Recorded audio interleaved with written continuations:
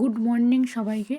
দেখো সকাল সকাল উঠে বাসি কাজ সেরে নিয়ে তারপরে দেখো আমি স্নান করে নিয়েছি, কারণ আমি প্রতিদিন সকালে উঠে স্নান করি। কারণ বেশি শীতের দিনে বেলা হয়ে গেলে স্নান করতে পারি না, খুব কুড়ে হয়ে যায়। তাই সকাল সকাল স্নান করে নিই, আমি স্নান ধান করে পুজো করে নিই, তারপরে ছেলের খাবারটা তৈরি করতে যাই।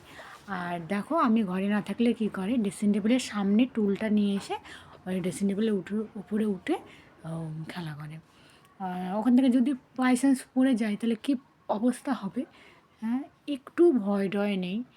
দেখো টুল নিয়ে এখানে আছে, আমি বলছি বলে ও আমাকে মানে একটু জ্ঞান দিয়ে দিল ওর কথাতে।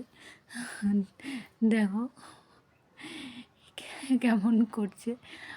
আর এবার আমি একটু মাথা হেঁটে নিয়েছি, সিঁদুর পরে নিয়েছি, তারপরে এবার রান্নাঘরে যাব। দেখো আমাকে যেতে দিচ্ছে না, ওর খাবার তৈরি করতে যাব, দিতে দিচ্ছে।